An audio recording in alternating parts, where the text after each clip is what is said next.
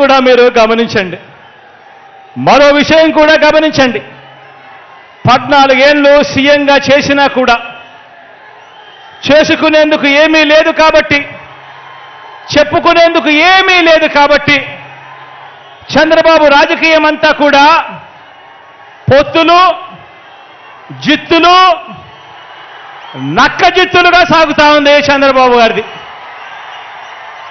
14 ఏళ్ళు ముఖ్యమంత్రిగా పరిపాలన చేసి నేను ఇది చేశా, అందుకే నాకు ఓటేయండి అని చెప్పి అడగాల్సిన పొజిషన్లో ఉన్న 14 సంవత్సరాలు ముఖ్యమంత్రిగా చేసిన వ్యక్తి చెప్పుకునేందుకు ఏమీ లేదు కాబట్టి రాజకీయాలన్నీ కూడా వాళ్ళయి పొత్తులు, జిత్తులు, నక్క జిత్తులతో సాగుతా ఉంది. ఈ మధ్య ఈ చంద్రబాబు గారికి ఎన్టీ రామారావు గారు గుర్తుకొస్తా ఉన్నాడు. వెన్నుపోటు పొడిచేది ఆయనే, మళ్ళీ ఎన్నికలప్పుడు ఎన్టీ రామారావును గుర్తు తెచ్చుకునేది ఆయనే. ఈ మధ్యకాలంలో ఆయన అంటా ఉన్నాడు, తెలుగుదేశం పిలుస్తోంది, రా కదలి రా అని చెప్పి అంటా ఉన్నాడు, పిలుస్తా ఉంది. ప్రజల్ని కాదు పార్టీలను పిలుస్తా ఉన్నాడు, దత్తపుత్రుడిని పిలుస్తా ఉన్నాడు.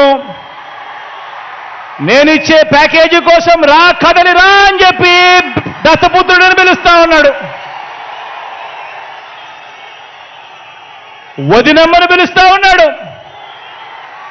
కమలం పార్టీలో చేరి అక్కడ నా మనిషిగా రా కదలి రా అని చెప్పి వాళ్ళ వదినమ్మను పిలుస్తా ఉన్నాడు.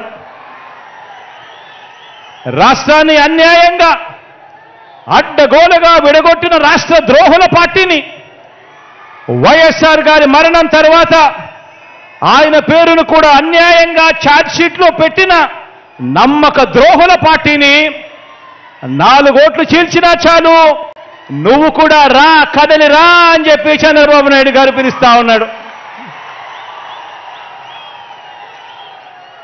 అసలు బాబుకి, దత్తపుత్రుడికి, వదినమ్మకు, చంద్రబాబు బ్యాచ్కి ఈ స్టేట్కి వారికి సంబంధమే లేదు. ఈ రాష్ట్రానికి వారికి సంబంధమే లేదు. ఏ ఒక్కరూ మన రాష్ట్రంలో ఉండరు. వారంతా కూడా నాన్ రెసిడెంట్ ఆంధ్రాస్. ఏ ఒక్కరూ ఇక్కడ ఉండరు. వారందరూ కూడా నాన్ రెసిడెంట్ ఆంధ్రాస్. వారికి ఏనాడైనా ఎప్పుడైనా కూడా ప్రజలు ఎప్పుడు గుర్తుకొస్తారు అని అంటే ఆ ప్రజలతో వారికి పనిబడినప్పుడు మాత్రమే ఈ రాష్ట్రమైనా గుర్తుకొస్తుంది, ఈ రాష్ట్రంలో ఉన్న ప్రజలైనా వాళ్ళకు గుర్తుకొస్తారు. కాబట్టే ఆయన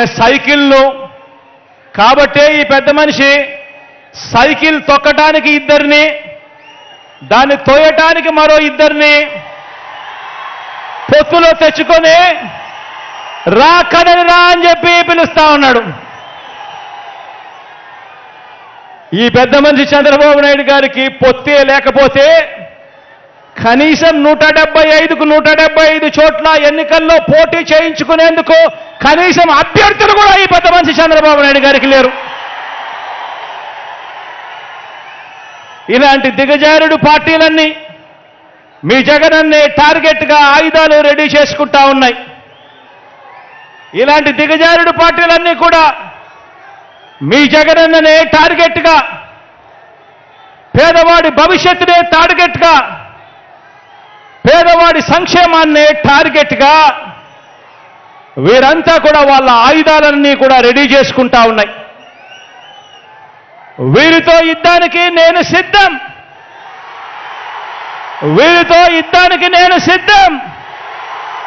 మీరు సిద్ధమా అని అడుగుతా ఉన్నాను.